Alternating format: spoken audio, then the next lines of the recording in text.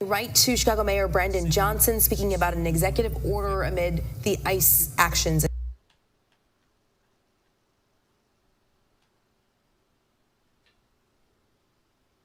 Before ICE trampled on them.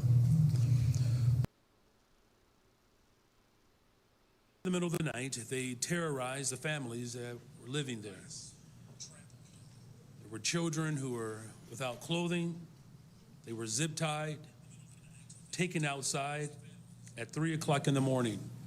A senior resident, an American citizen, with no warrants, was taken outside and handcuffed for 3 hours.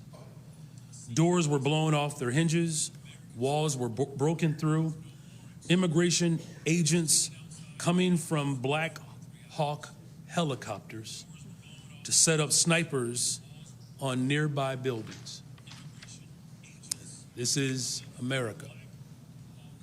One resident described the situation plainly, and I quote, "They had immigrants in one van and black people in another van." This raid wasn't about public safety. It was about and it's certainly not about immigration. This was about a show of authoritarianism, a forceful display of tyranny. They sent a clear message to all Chicagoans. They said, "We do not respect your rights. We can do anything we want and we will film it and put it on social media." The very next day, ICE agents chased people outside of a homeless shelter on the south side and then caused a car accident on the west side. Immigration agents put a young black man in a chokehold on the side of the street in East Garfield Park. Witnesses, one of which you will hear from this morning, bravely filmed the interaction, eventually leading to this person's release. On Friday, agents dispersed tear gas in the middle of a busy city street. Chicagoans were hit with chemical agents while walking their children home from school. A couple ran from tear gas with a 2-year-old child in their care. Agents went into the Humboldt Park Health Center and detained a sitting elected official, Alder Jessie Fuentes of the 26th Ward, because she simply requested to see a warrant. On Saturday, they escalated even further by shooting a U.S. citizen. They claimed it was defensive fire, but frankly, we cannot trust anything that comes out of the administration. It was only a few short weeks ago that they claimed officers were severely injured in the killing of Mr. Villegas Gonzalez in Franklin Park. A Sun-Times investigation found that the agent said on a body camera footage that it was, in fact, nothing major. We have a rogue, reckless group of heavily armed masked individuals roaming throughout our city that are not accountable to the people of Chicago. Their actions put all Chicagoans at risk. When protesters confronted federal immigration agents in Brighton Park on Saturday, they were met with pepper balls and more repression. CPD responded to attempt to de-escalate the situation, and ICE tear gassed our police officers. Let me be clear. Tear gassing the women and men who serve as Chicago Police Department officers is not how we make our city safer. I'm calling for a full investigation into this incident and into all of the brutality that we have seen over the past week. They are taking police resources that should be in our neighborhoods, serving Chicagoans and diverting them to deal with the chaos that they are causing. We need ICE out of our city so that we can continue to focus on the strategies that have been working to drive violent crime down. These actions tell us a simple truth. If we allow this administration to take away due process for anyone, we will allow them to take away due process for everyone. They told us that this was about the worst of the worst. In reality, they are going after anyone who objects to families being ripped apart and community members being disappeared. ICE lies and people die. We cannot allow this to continue. We must take action more drastic than what we have taken before, because what we are seeing is a more radical attempt to undermine our democracy. And today, we are signing an executive order aimed at reining in this out-of-control administration. The order establishes ICE-free zones. That means that city property and unwilling private businesses will no longer serve as staging grounds for these raids.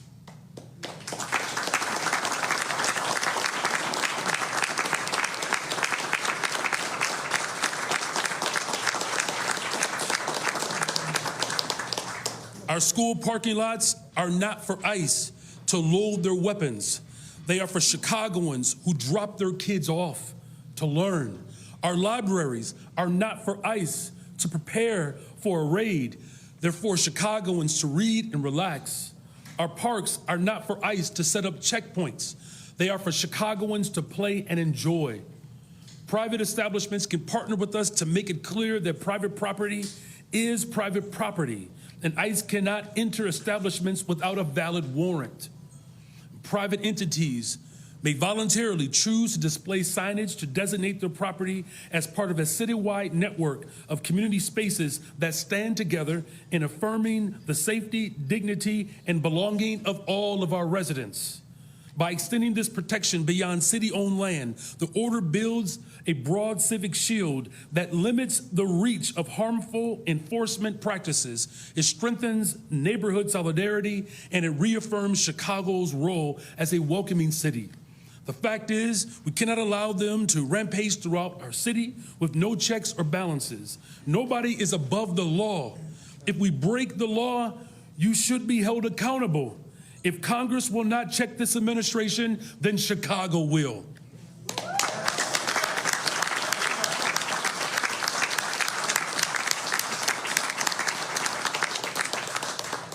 I know there are many Chicagoans who are disturbed by the images and the videos that they are seeing on the news and social media.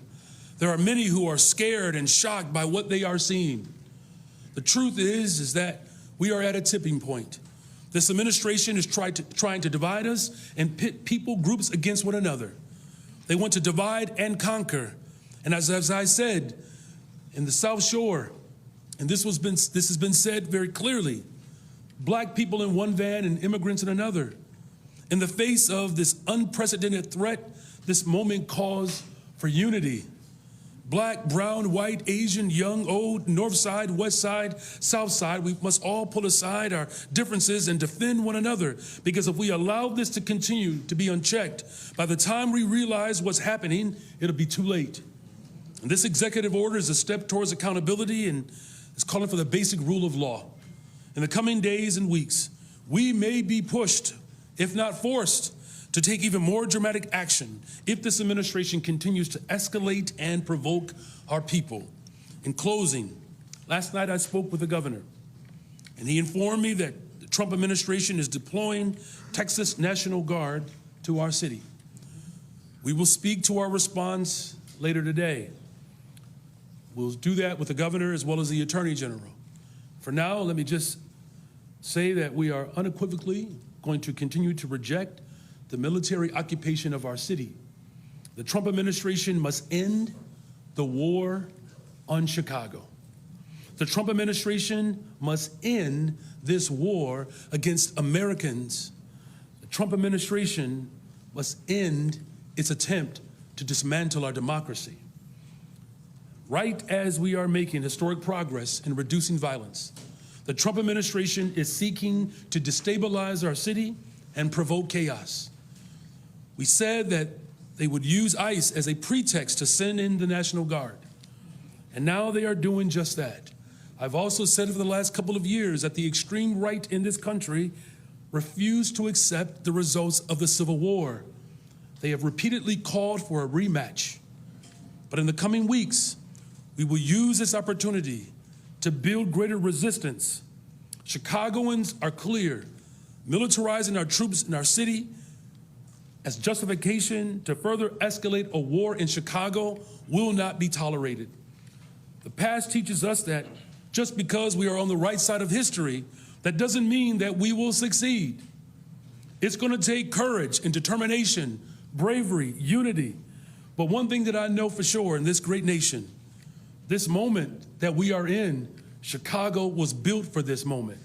Immigrants from around the world, descendants of slaves, have come to this city to make it the global capital of the world.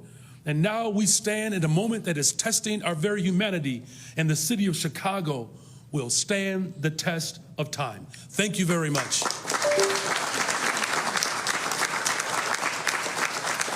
And now, please welcome to the podium Pastor Chris Harris.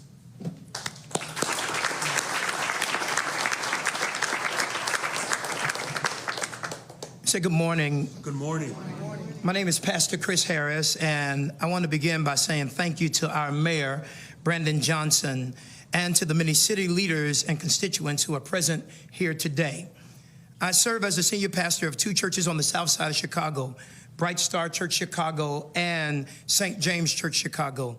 I'm also the founder and CEO of two social services agencies, Bright Star Community Outreach and Bright Star Community Development Corporation, where we manage a homeless shelter that supports more than 260 residents, housing both men and women. I'm joined here today together with our executive directors of both organizations, Lucretia Kindred and Carl West.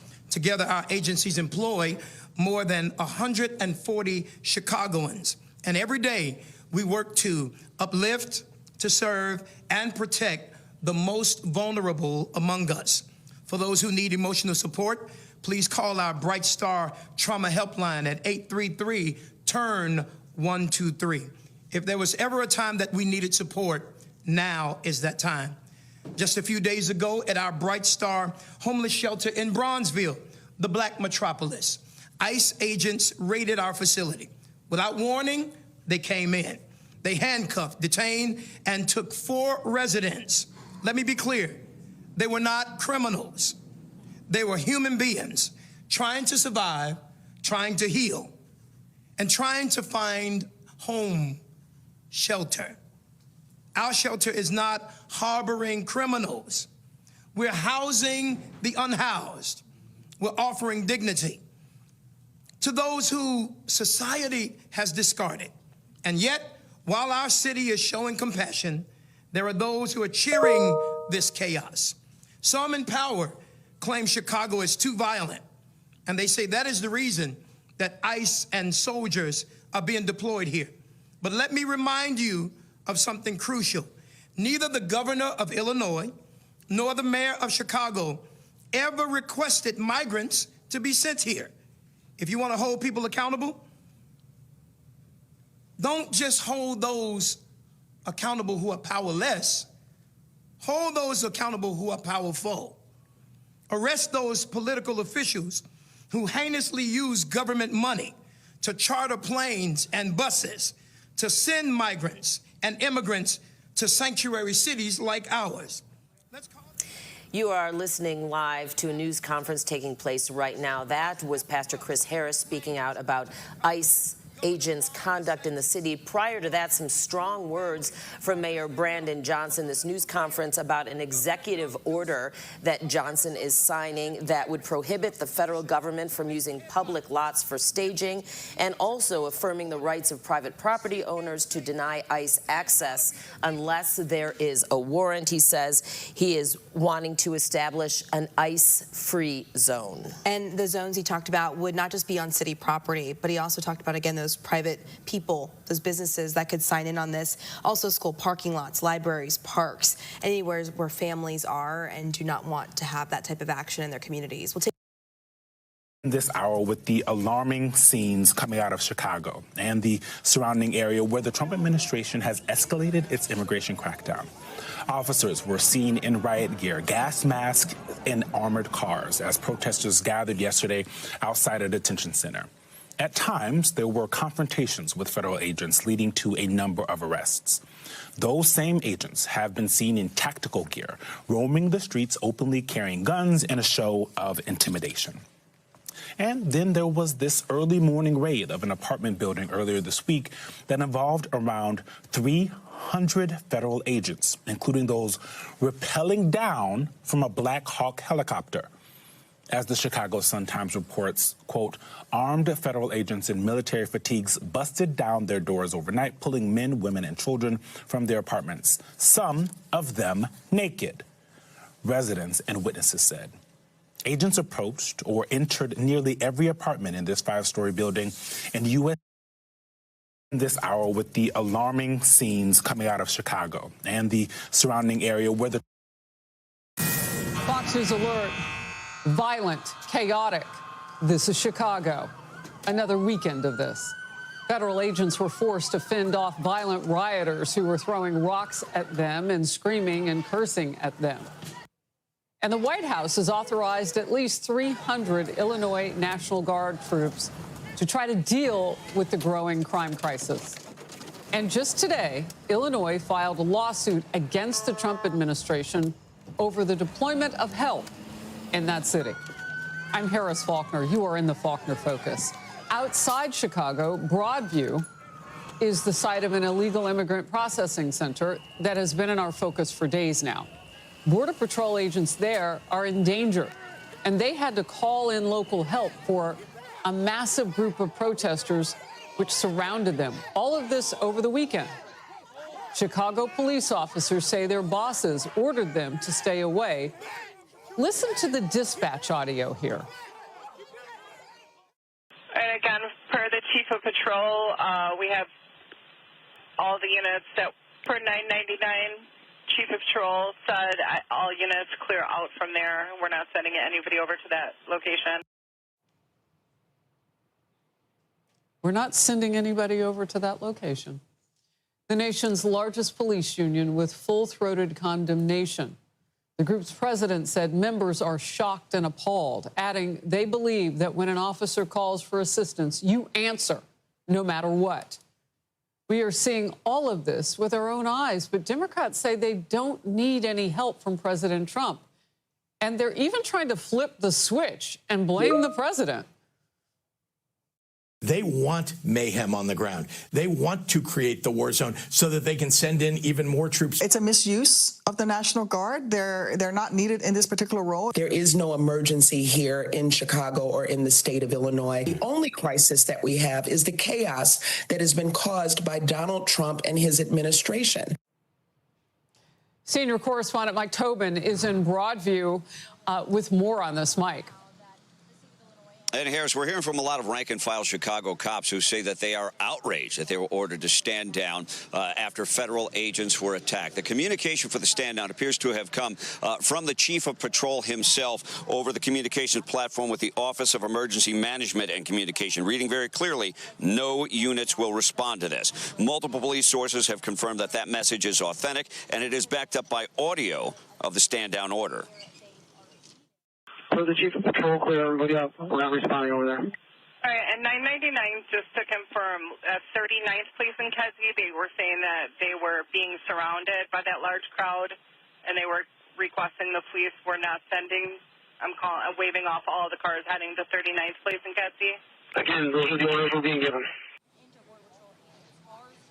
Now, the official statement from Chicago Police Department reads, CPD responded to the scene to document the incident. CPD officers were also on the scene to maintain public safety and traffic control. It happened in Brighton Park. The scene was triggered when two individuals allegedly rammed a Border Patrol vehicle with their cars. Border Patrol agents shot the driver of one of the allegedly attacking vehicles. The drivers are now charged federally, but the incident triggered a riot. That's when the calls for help went out. Now, Chicago Mayor Brandon Johnson just moments ago dodged questions about whether that order tracks back to him, but he says he doubts the narrative of the Border Patrol agents.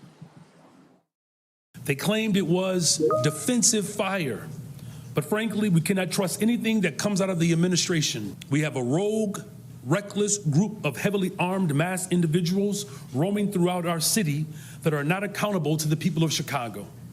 Their actions put all Chicagoans at risk.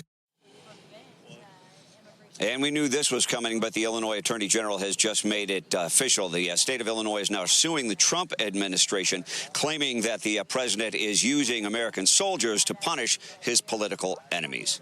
Harris, back to you. Mike Tobin, thank you very much. Let's go to Jono Caldwell, my first guest, Fox News political analyst. So, Jono, you were home in Chicago a couple of weeks ago. I mean, that has been your childhood and adult home. and you talked with people about this. Are the elected officials listening to the citizens?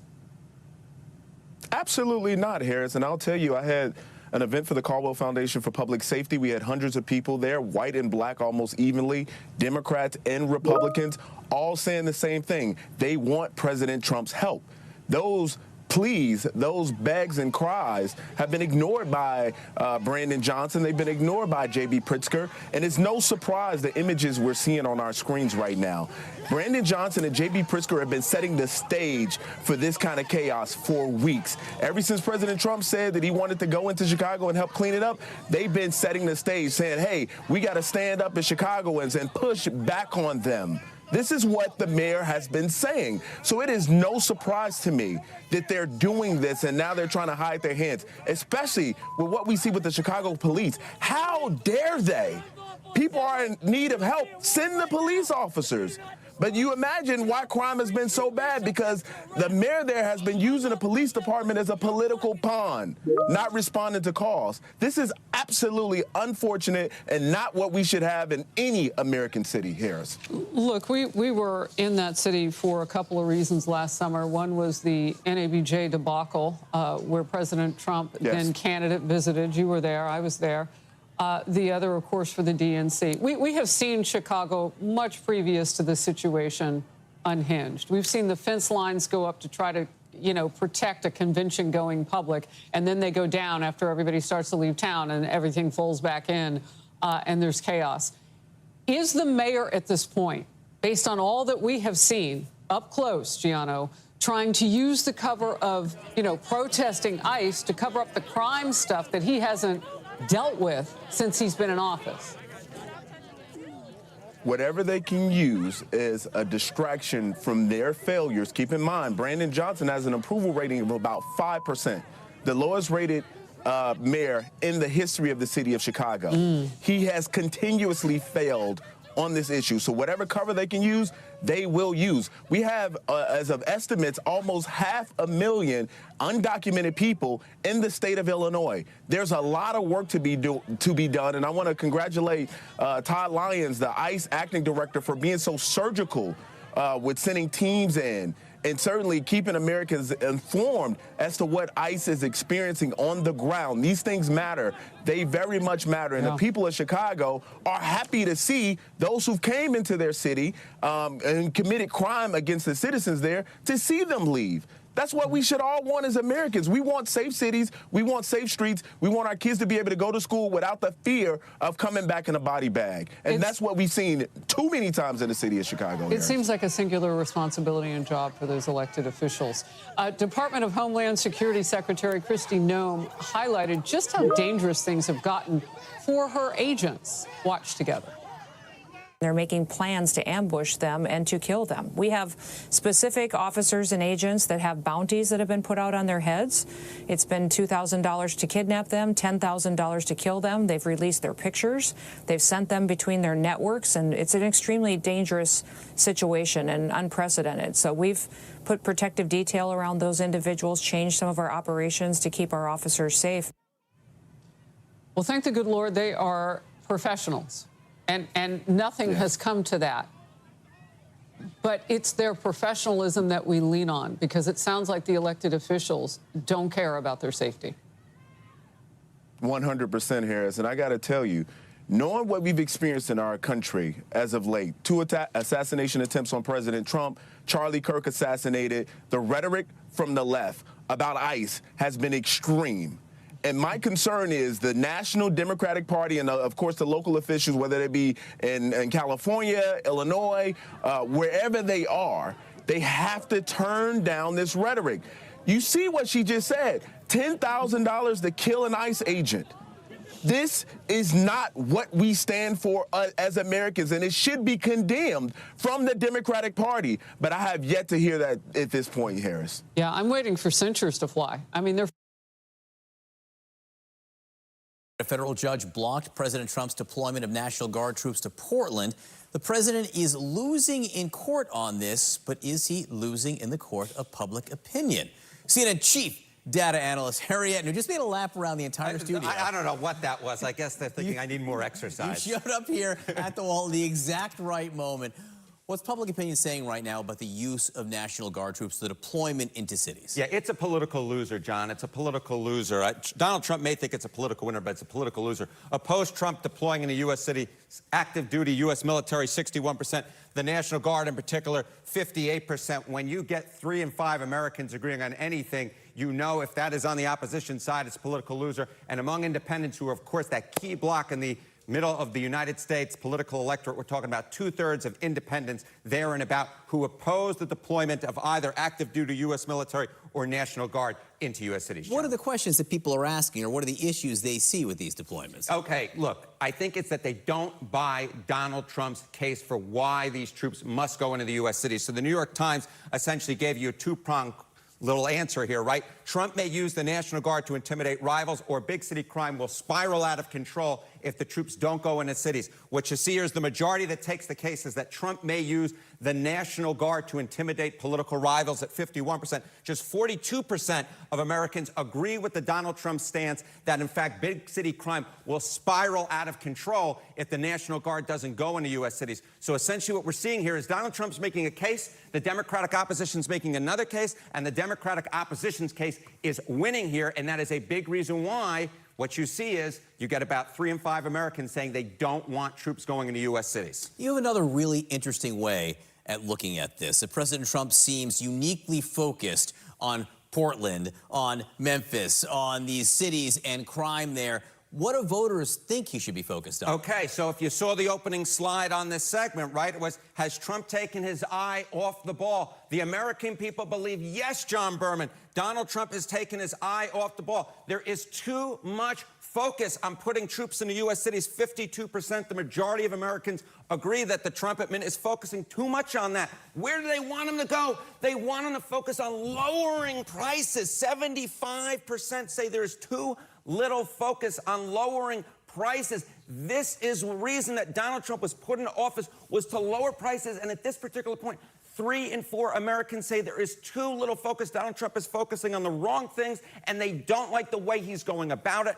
And this, my friends, will tell the entire story if it holds a year from now, going into the midterm elections. If the Republicans lose control of the House, dare lose control of the Senate, it will be because they believe that Donald Trump has lost focus. He is not keeping his eye on the ball, and they believe he is not focusing enough on lowering prices. Interesting numbers coming out on prices and inflation and the economy this week. We'll have much more to talk about. I think we will have much more this week, Mr. Berman. And thank you very much for that. Sarah. All right, thank you, gentlemen. President Donald Trump is once again saying he'll send, as you just heard, hundreds of National Guard troops to protect ICE. Illinois Governor J.B. Pritzker calling it, quote, an invasion, and urging Americans to speak up and stop the madness. With me now, Democratic State Senator from Illinois, Graciela Guzman. Thank you so much for being here.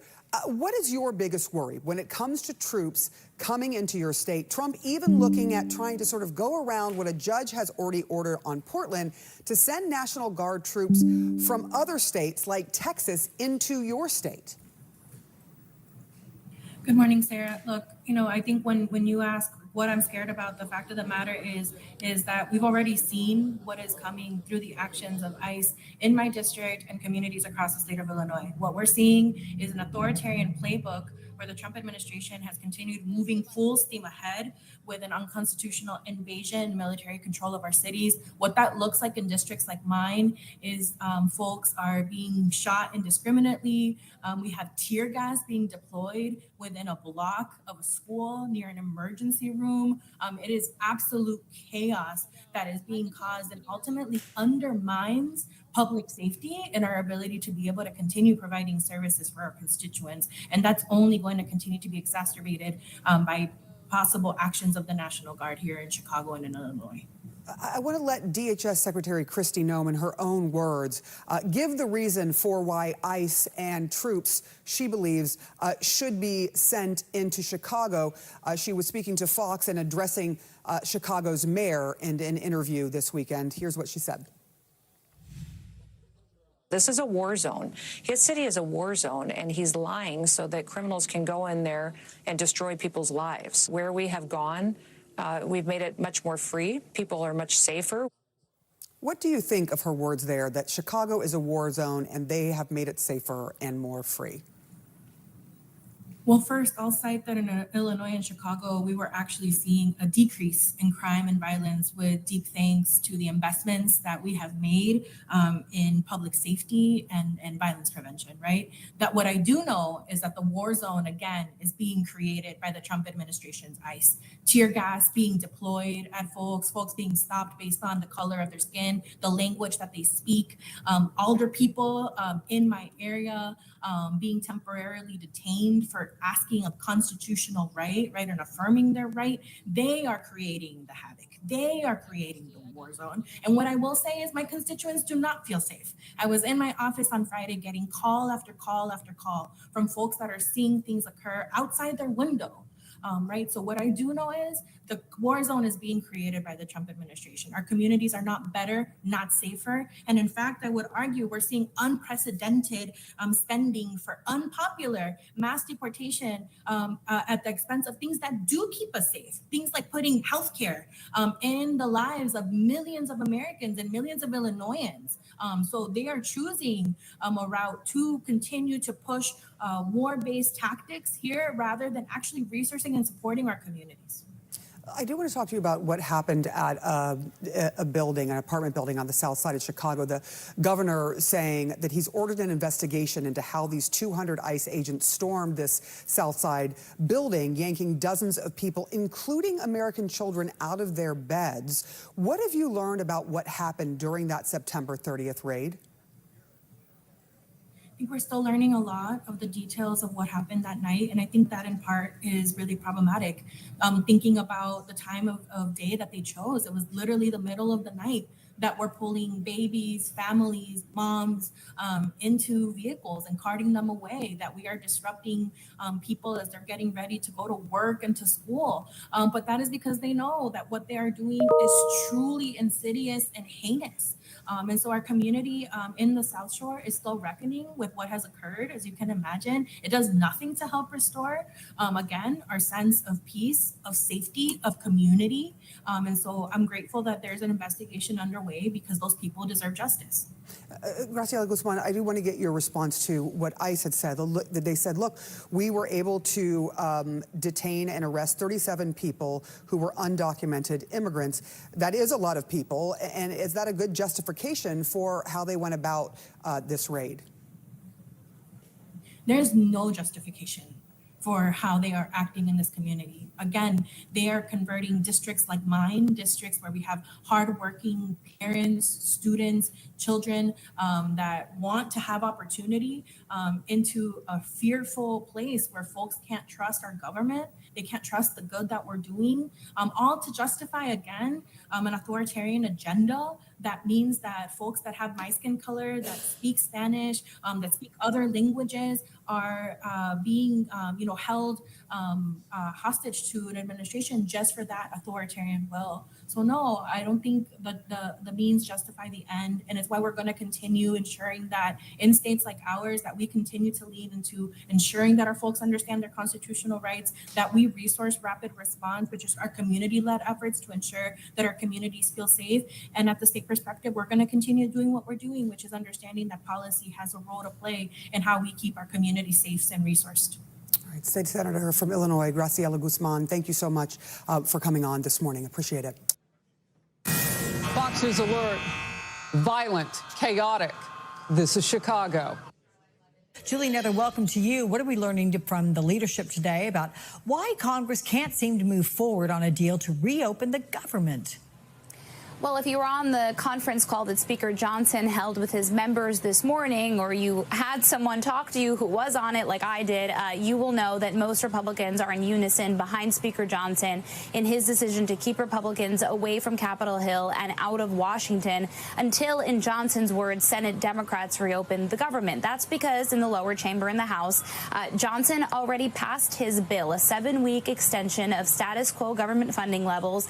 At that point, to keep the government government funded. At this point, the conversation is about reopening it. And he is essentially daring the Senate, as is the leader, the Republican leader of that chamber, and daring specifically Senate Democrats to continue voting against a bill that, as you've covered, is leading to serious consequences for millions of Americans, whether you work in the federal government or not. In the meantime, though, Democratic leader Hakeem Jeffries in the House is continuing to call on Republicans to attach those health care provisions that you see right there on your screen, most notably the extension of the Affordable Care Act subsidies, which expired this year, to any deal to reopen the government. Republicans are playing hardball. They are in the majority, but they do need Democratic votes. Take a listen to what Jeffries said, and then on the back end, you'll hear from Speaker Johnson.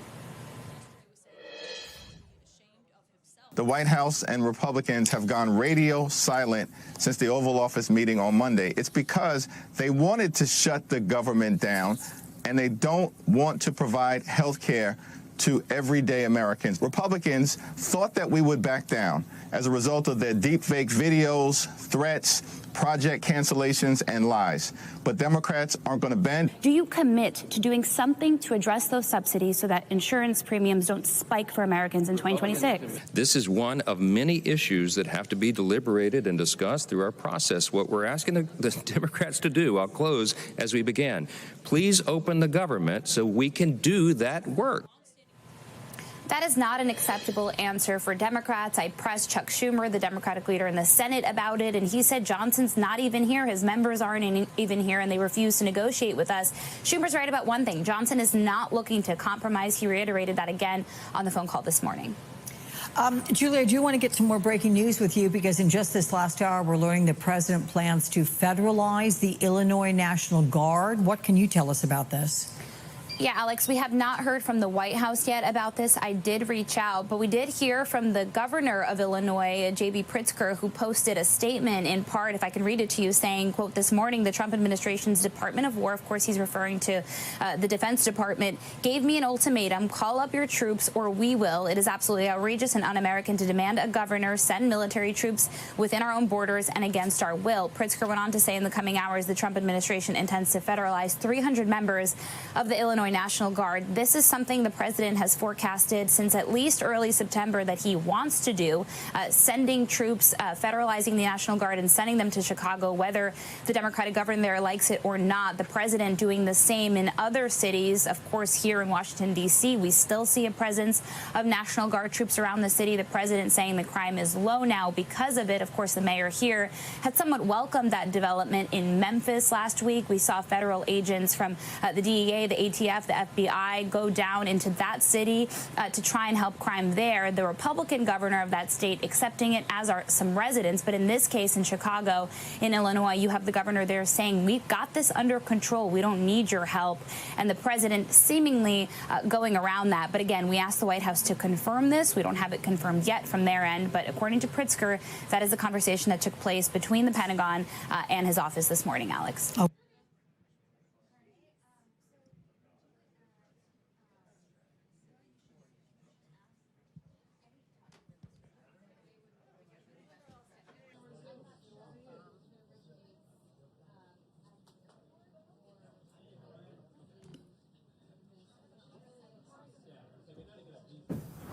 (9:12), welcome back. We're going right to Chicago Mayor Brandon Johnson speaking about an executive order amid the ICE actions in Chicago. Building code violations. The residents were dealing with deplorable conditions already, and this was before ICE trampled on them. But when they came in the middle of the night, they terrorized the families that were living there. There were children who were without clothing. They were zip-tied, taken outside at 3 o'clock in the morning.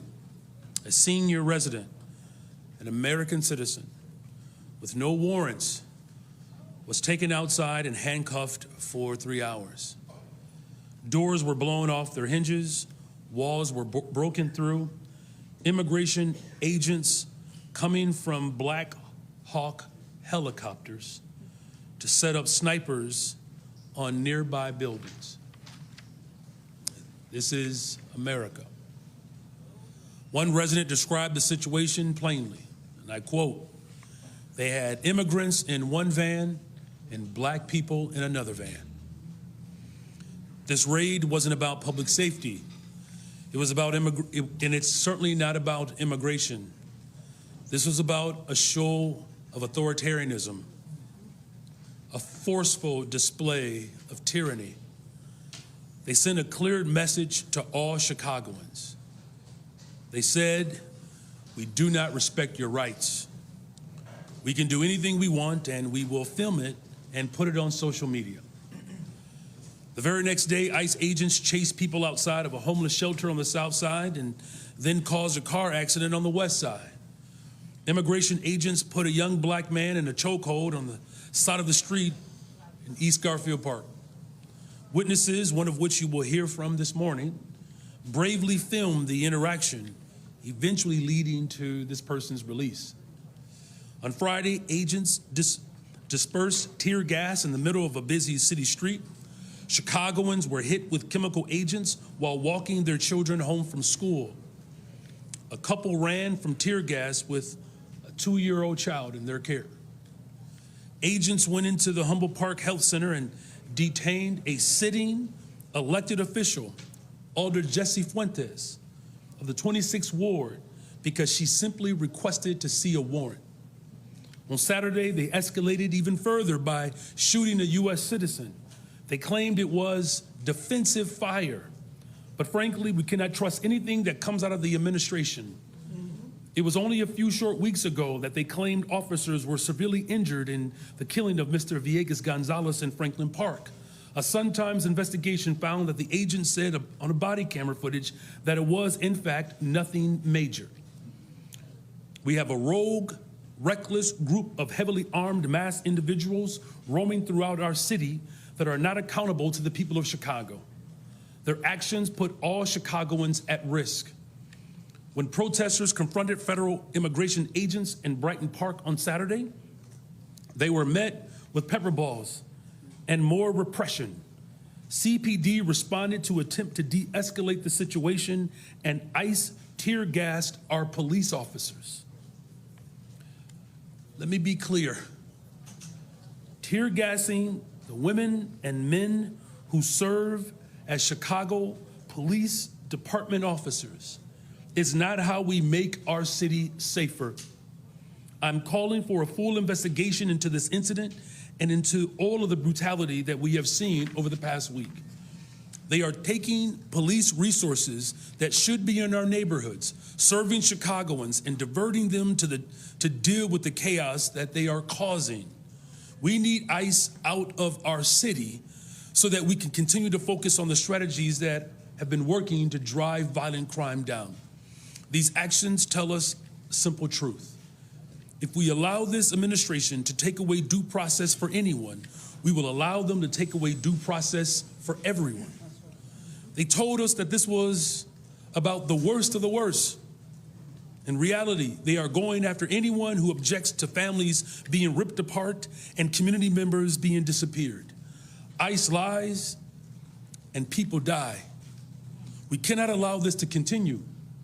We must take action more drastic than what we have taken before, because what we are seeing is a more radical attempt to undermine our democracy. And today we are signing an executive order aimed at reining in this out-of-control administration. The order establishes ICE-free zones. That means that city property and unwilling private businesses will no longer serve as staging grounds for these raids.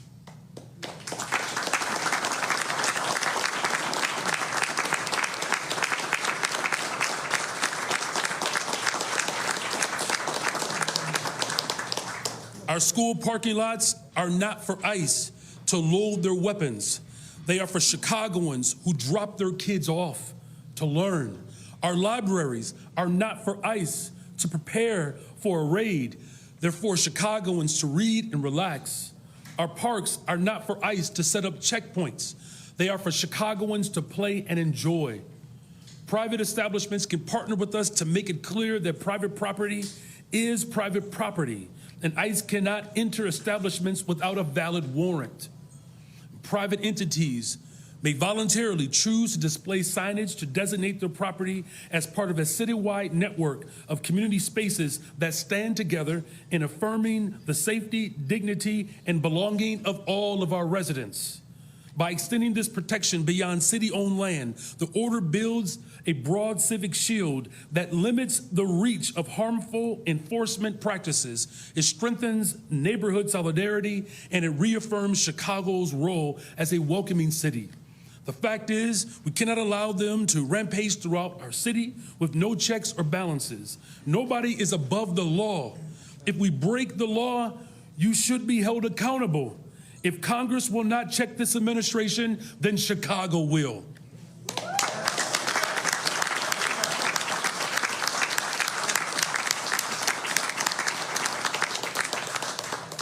I know there are many Chicagoans who are disturbed by the images and the videos that they are seeing on the news and social media. There are many who are scared and shocked by what they are seeing. The truth is that we are at a tipping point. This administration is trying to divide us and pit people groups against one another. They want to divide and conquer. And as I said, in the South Shore, and this has been said very clearly, Black people in one van and immigrants in another. In the face of this unprecedented threat, this moment calls for unity. Black, brown, white, Asian, young, old, north side, west side, south side, we must all pull aside our differences and defend one another, because if we allow this to continue to be unchecked, by the time we realize what's happening, it'll be too late. And this executive order is a step towards accountability and is calling for the basic rule of law. In the coming days and weeks, we may be pushed, if not forced, to take even more dramatic action if this administration continues to escalate and provoke our people. In closing, last night I spoke with the governor, and he informed me that the Trump administration is deploying Texas National Guard to our city. We will speak to our response later today. We'll do that with the governor as well as the Attorney General. For now, let me just say that we are unequivocally going to continue to reject the military occupation of our city. The Trump administration must end the war on Chicago. The Trump administration must end this war against Americans. The Trump administration must end its attempt to dismantle our democracy. Right as we are making historic progress in reducing violence, the Trump administration is seeking to destabilize our city and provoke chaos. We said that they would use ICE as a pretext to send in the National Guard. And now they are doing just that. I've also said for the last couple of years that the extreme right in this country refused to accept the results of the Civil War. They have repeatedly called for a rematch. But in the coming weeks, we will use this opportunity to build greater resistance. Chicagoans are clear. Militarizing our troops in our city as justification to further escalate a war in Chicago will not be tolerated. The past teaches us that just because we are on the right side of history, that doesn't mean that we will succeed. It's going to take courage and determination, bravery, unity. But one thing that I know for sure in this great nation, this moment that we are in, Chicago was built for this moment. Immigrants from around the world, descendants of slaves, have come to this city to make it the global capital of the world. And now we stand in a moment that is testing our very humanity, and the city of Chicago will stand the test of time. Thank you very much.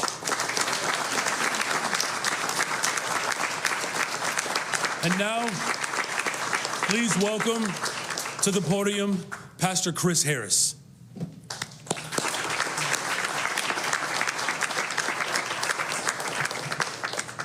Say good morning. Good morning. My name is Pastor Chris Harris, and I want to begin by saying thank you to our mayor, Brandon Johnson, and to the many city leaders and constituents who are present here today. I serve as the senior pastor of two churches on the south side of Chicago, Bright Star Church Chicago and St. James Church Chicago. I'm also the founder and CEO of two social services agencies, Bright Star Community Outreach and Bright Star Community Development Corporation, where we manage a homeless shelter that supports more than 260 residents, housing both men and women. I'm joined here today together with our executive directors of both organizations, Lucretia Kindred. Tomorrow for a working meeting here at the White House. On Thursday, the president will host his 8th cabinet meeting alongside his incredible team. Also on Thursday afternoon, President Trump will host the president of Finland, Alexander Stubb, for a working meeting here at the White House. The president also wanted me to relay his congratulations to Japan for electing their next prime minister, a highly respected person who also happens to be the first female to hold the position for our great ally. While President Trump continues to negotiate peace deals, meets with world leaders, and celebrates the 250th birthday of our United States Navy, as you saw he and the First Lady do just yesterday, Democrats, unfortunately, are continuing to play political games. And we are now in day 6 of the Democrat federal government shutdown. Millions of American federal workers are under enormous financial stress as a result, wondering how they will pay their bills and take care of their families. If the Democrats do not vote to open the government tonight, federal workers will not receive their next full paycheck. Additionally, the special supplemental nutrition program for women, infants, and children will run out of federal money very soon. This program provides vouchers to buy infant formula, fresh fruits and vegetables, and other healthy foods for low-income families. It can be easily fully funded if Democrats simply vote tonight to reopen the government.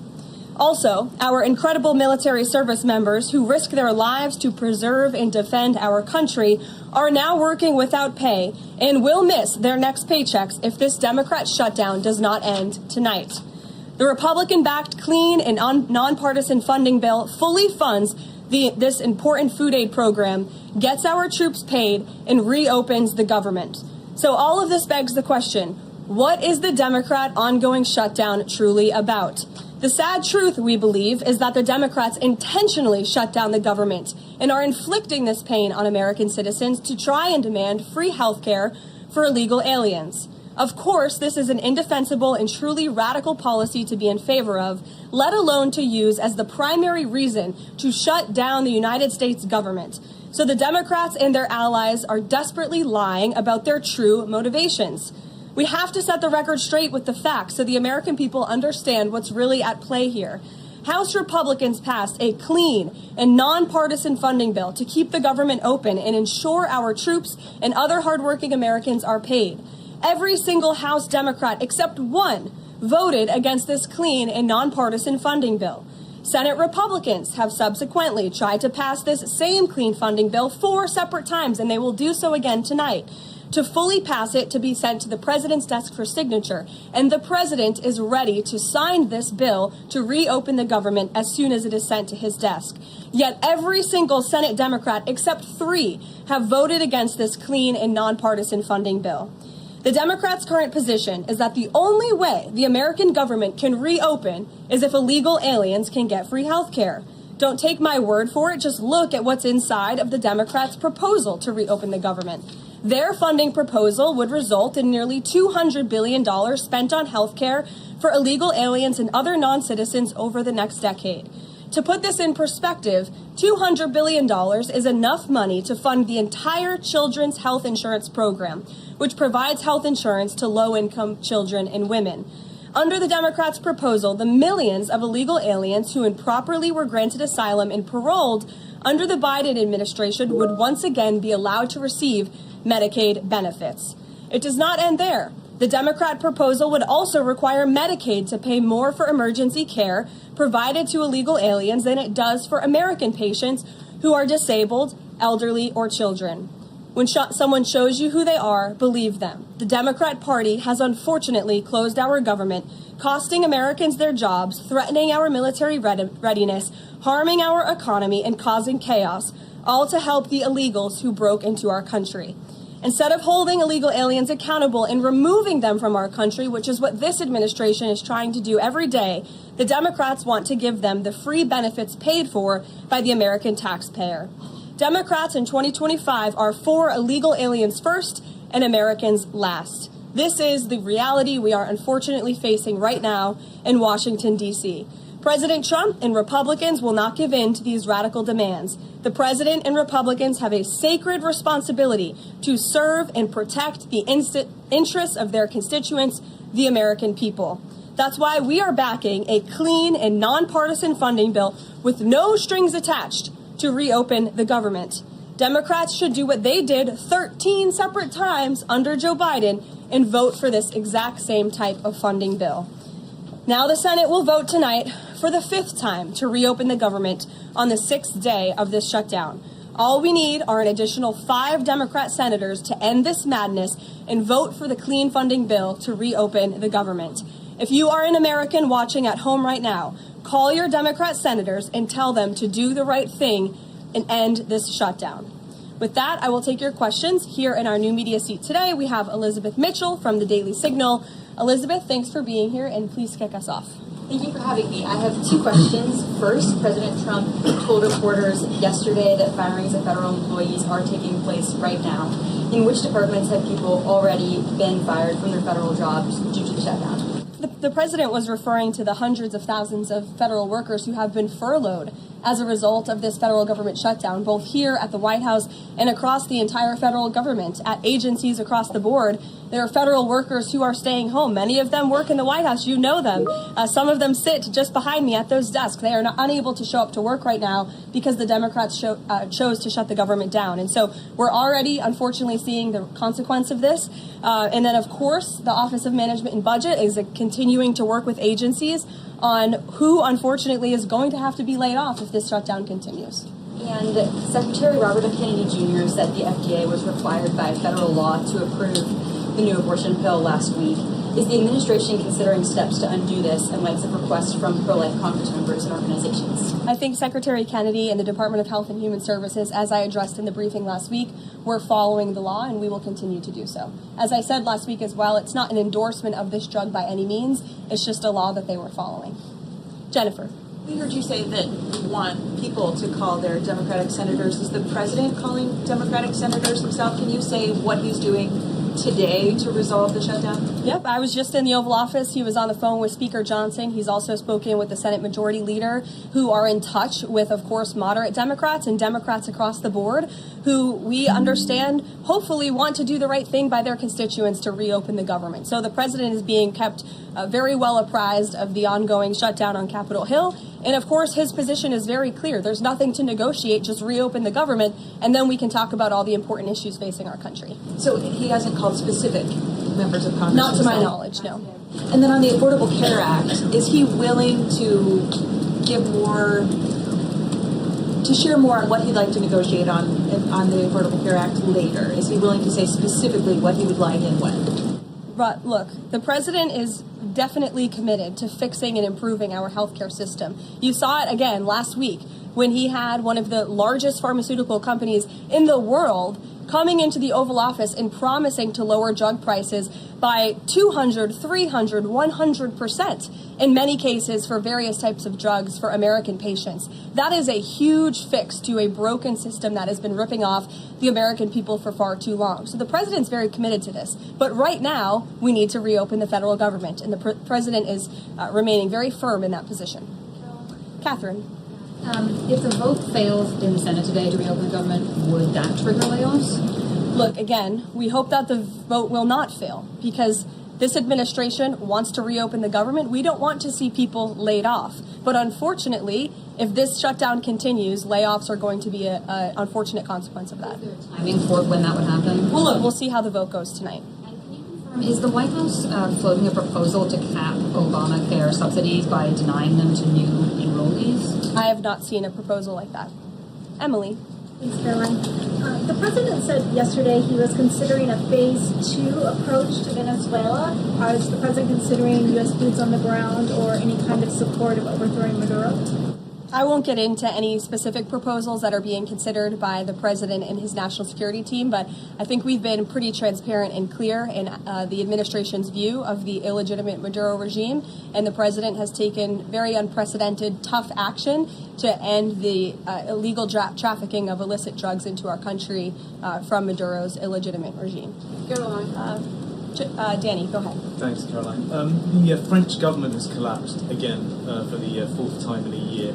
And I was just wondering if there's any concern in the White House about the kind of ongoing political crisis there. Any thought about whether the President Trump's good friend, President Macron, should either call elections or even resign over that? Well, I can tell you the White House and the National Security Council are very much aware of this situation, but I think it would be imprudent of me to weigh in on French internal politics from the podium, so I will reserve comment on that. Behind you, yes. What is President Trump's expectations for talks today and I guess this week in Egypt?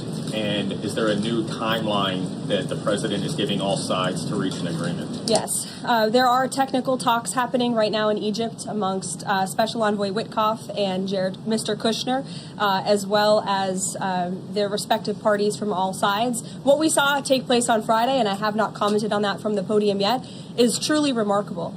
You've seen all sides of this conflict agree that this war needs to end and agree to the 20-point framework that President Trump proposed. It's an incredible achievement, and the administration is working very hard to move the ball forward as quickly as we can. The president wants to see a ceasefire. He wants to see the hostages released, and the technical teams are discussing that as we speak to ensure that the environment is perfect to release those hostages. They're going over the lists of both the Israeli hostages and also the political prisoners who will be released, and those talks are underway, and the president is very much on the ball and is being apprised of this situation.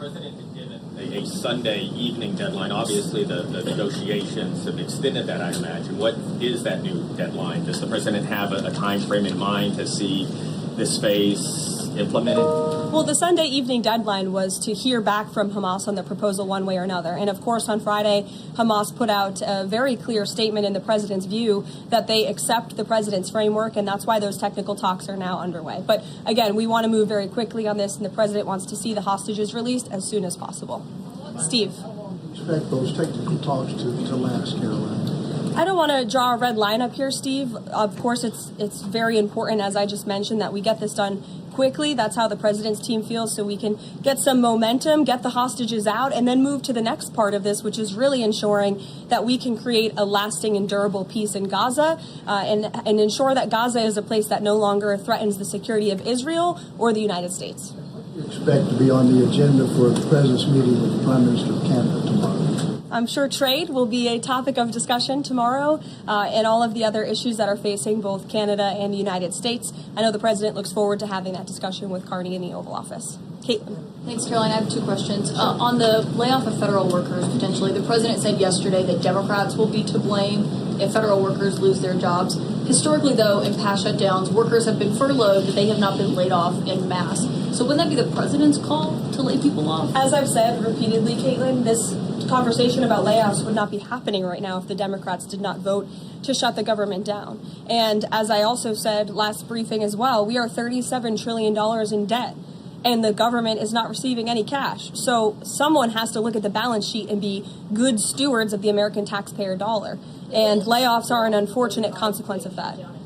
Term, for example. Well, as I'm telling you now, this administration is focusing on checking the balance sheet and ensuring we're doing the right thing by the American taxpayer. And again, these conversations about layoffs would not be happening in the White House today if not for the Democrat shutdown. And they have a choice to change that. They have another opportunity tonight to do the right thing to reopen the government. Joey. Judge over the weekend. Sorry, my second question. A federal judge over the weekend that the president had appointed to the bench in his first term in office basically argued that he could not deploy other states' National Guards to Portland. Basically said that it was untethered, his argument, to what is actually happening on the ground. Which local officials in Portland have said that the National Guard is needed there? With all due respect to that judge, I think her opinion is untethered in reality and in the law. The president is using his authority as commander-in-chief, U.S. Code 12406, which clearly states that the president has the right to call up the National Guard in cases where he deems it's appropriate. And if you look at what has happened in Portland, Oregon, For more than 100 nights, I was talking to our law enforcement team about it this morning, for more than 100 days, night after night after night, the ICE facility has been really under siege by these anarchists outside. They have been disrespecting law enforcement. They've been inciting violence. We saw, again, a guillotine rolled out in front of this federal building. And so the president wants to ensure that our federal buildings and our assets are protected. And that's exactly what he's trying to do. And ultimately, in the case in Los Angeles, that judge ruled in the Ninth Circuit, that panel of judges ruled that those troops could remain and that the president was well within his authority to do so. So we are appealing that decision. As you know, we expect a hearing on it pretty quickly. And we're very confident in the president's legal authority to do this. And we're very confident we will win on the merits of the law. But no local officials that you can point to that have said we need the National Guard? Because I spoke to the police chief of Portland last week. He said that the president's claims just don't match up with what's happening on the ground. I would encourage you as a reporter to go on the ground and to take a look at it for yourself, because there's been many members of the press, not press in this room, but independent journalists, some of whom we'll be inviting to the White House very soon to share their stories, because they have been in the middle of these riots and they have witnessed the anarchy that is taking place night after night. It's on video. You should play it on your show. You have a great opportunity in prime time on CNN to show your audience. Yeah, but you're probably talking to partisan Democrat officials who are opposed to everything this president does. You should also ask the people who live in Portland. We've actually heard from many members of the community who have said that this is complete civil disobedience. It's a mess. It's been loud. It's been troubling for neighbors in the community who are just trying to live peacefully. And these people are not there to peacefully protest. They are there to cause mayhem and havoc. Yeah, Caroline. Stephen, go ahead. Thank you, Caroline. Two questions. First, do you have a reaction to reports that thousands of Cuban troops are deployed alongside Russia fighting in Ukraine? And on a very different matter, the president last week floated in an interview with our colleague Daniel from One America a rebate for tariffs of up to $2,000 per person. Is that plan contingent on the Supreme Court's upcoming ruling on the legality of the tariffs? And is the White House preparing for legislation to make that happen? Sure. On the first point, I have not seen that report, Stephen, but I'll check in with our national security team after this and we'll get you an update. To your second point about the tariff rebates, I think it's an idea that the president has discussed and floated with his team of advisors, but no decision has been firmly made at this point in time. Why don't we go to the back? Owen. Good afternoon. Good afternoon. A few days ago, President Trump demanded Jay Jones of Virginia get out of the race for condoning political violence in a text message against a Republican politician a few years ago. He hasn't left the race. He hasn't dropped out. What's the president's reaction? Well, as you know, I'm not at liberty to discuss political races from the podium. I think the president himself made his position very clear, and I think anyone could agree the messages that were sent by this Democrat nominee for Attorney General in Virginia are really shocking, alarming, and completely unacceptable. He was threatening to kill his opponent and his opponent's children, and that type of rhetoric has zero place in our country, and the president was absolutely right to condemn that. Sure, go ahead. Thank you. The Democrats have questioned and scrutinized the president's comments about using potentially the military, American cities, as training grounds for the military. And when you look at Portland, Chicago, local and state officials say that their local law enforcement is able to handle the situations, these protests on the ground. The president says that Portland is burning, using that as justification for the National Guard in Portland. But when you look here in Washington, D.C., the president just last week said it is now a completely safe city, and there are still National Guard members on the streets that are not involved in ICE activities. Can you provide the justification for the White House here in Washington, D.C., why the National Guard members continue to be out on the streets? Because Washington, D.C. has invited the National Guard here. Why? Because the mayor is doing the right thing, unlike mayors in other cities like Portland, as Caitlin and others have pointed out, who refuse to see that there are positive results from when local law enforcement works with federal law enforcement to do the right thing on behalf of their citizens. And Washington, D.C. is no doubt a safer city right now today than it was a few months ago when President Trump started this initiative to make D.C. safe again. And the National Guard is still here because the president and the mayor agree that it's a good thing for the city. Just like you're seeing in Memphis for instance, we'll have National Guard deployed to Memphis. We have federal agents who are on the ground working with state and local law enforcement. The state police in Tennessee are part of this effort. The local metropolitan police in Memphis are part of this effort. State and local law enforcement and federal law enforcement should be working together. And it's a shame that we see in some cities across the country that their mayors are just simply refusing to cooperate because they don't like Donald Trump. And that's what this boils down to. And I don't think any American would disagree that Chicago needs more law enforcement reinforcements, that they need more resources. Look at this headline from over the weekend. At least 30 people shot during the weekend in Democrat-run Chicago. 5 of them were killed in one weekend. This is completely unacceptable, and the president wants to make American cities safer, and he's willing to work with anyone to do it. If the courts allow you to ultimately send in the National Guard into Chicago and Portland, do Democrats not have reason to be concerned that there are long-term plans by this administration to keep U.S. military or the National Guard in American cities, like what we are seeing here in Washington? Why should they be concerned about the federal government offering help to make their cities a safer place? They should be concerned about this. They should be concerned about the fact that people in their cities right now are being gunned down every single night. And the president, all he's trying to do is fix it.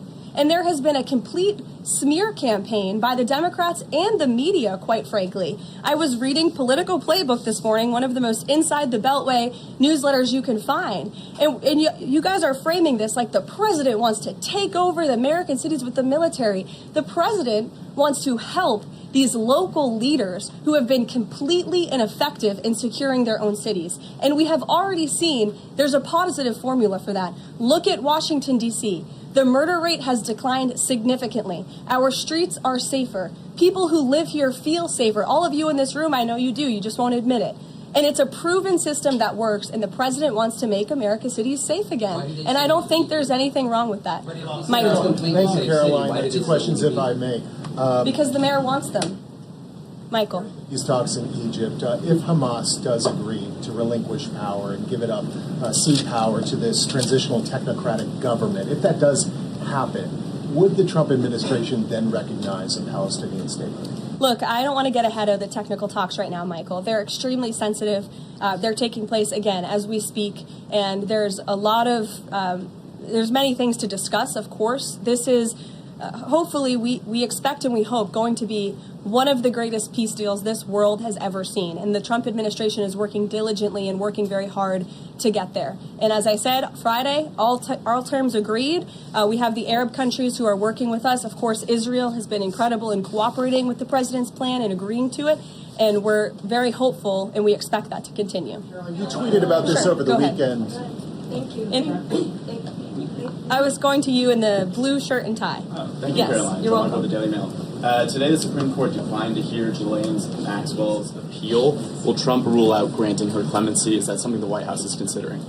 It's not something I've heard discussed. And we don't comment on clemency requests that may or may not have been made, but I'm certainly not tracking that one at this point in time. Caroline. Jordan, go ahead. Thank you, Caroline. So we're talking about these radical groups in Portland and Chicago. I know the president has spoken about potentially going after George Soros with RICO charges and for funding all of this violence. Has there been any update on that? And also, is the administration looking into the other nonprofits, maybe taking away their 501c3 status for funding this violence? And one more question. Sure. The financial backing of these groups, particularly Antifa, is certainly something the administration is looking into aggressively. And the federal government has never really been mobilized or tasked with doing that. So we're kind of kickstarting that into gear. The FBI is working on it alongside the White House's Homeland Security Task Force. We have our intelligence community looking into this as well. And even the Secretary of Treasury is involved with these matters since they are financial in nature. And we will continue to get to the bottom of who is funding these organizations in this organized anarchy against our country and our government. It's a question the American people have been begging the answer for many years, and we're committed to uncovering it. And when we do, I'm sure you'll be one of the first people to know. Separately, Caroline. Thank you. So Gaza, under the president's plan, is going to be governed by a transitional governance of a technocratic, apolitical Palestinian committee made up of qualified Palestinians and international experts. Now, given how radicalized the Palestinian population is in Gaza and in the West Bank, can you offer some insight or guidance into who are some of these Palestinians that are going to be considered for leadership roles in Gaza, and where you're going to be finding them? And do you have any names? We're not quite there yet, Jonathan. The president believes peace is possible in Gaza, and that's why he presented this detailed and comprehensive plan. The first step of that is securing a ceasefire and releasing the hostages, and then those conversations about ensuring a durable and lasting peace can continue. But what do you need to have peace in a region like Gaza that's been war-torn for far too long? You need security guarantees, and you need good governance. And so those will be two of the priorities that this administration is focused on. If I may, the president has said he wants the government to reopen this week in a deal. What's going to happen by the end of the week if there's no deal? What's the White House prepared to do? With no deal with what? To reopen the government. Look, as I said, unfortunately, there's going to be a lot of pain inflicted. There already is on the American public, on our troops who are not being paid, again, on women and young children who depend on critical food assistance. We hate to see this. And in fact, the Office of Management and Budget is trying to do everything they can to find funds to get out the door for these vulnerable populations in our country. Again, we shouldn't be having to do that. The Democrats have a chance to change course tonight. I believe the vote's taking place at 6:30, and we urge Democrat senators to vote to reopen the government and to do the right thing. Thanks, guys.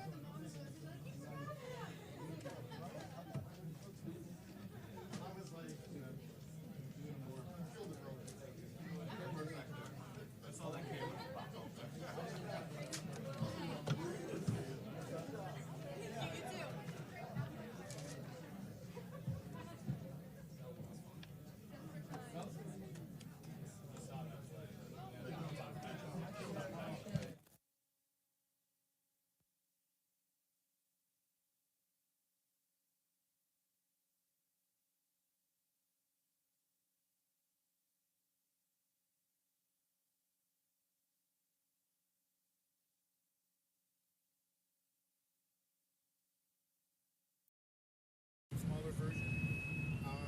2025. Well, they only made them in 24 and 25.